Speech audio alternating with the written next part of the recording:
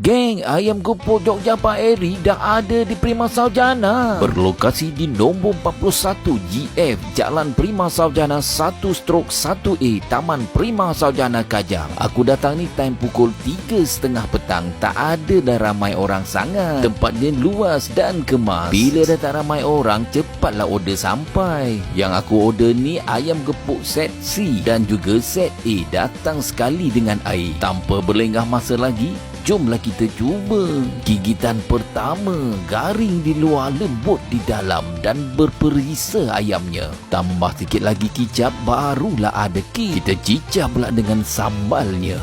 Diletakkan pula di atas nasi panas. Kemudian apa lagi, suap lah. Sambalnya memang mantap. Kita tambah pula dengan kopis goreng, lagi menaikkan aromanya. Bertambahlah satu lagi pilihan, nasi ayam gepuk di Prima Saljana. Jadi ikut tekak masing-masing lah ya yang mana sedap.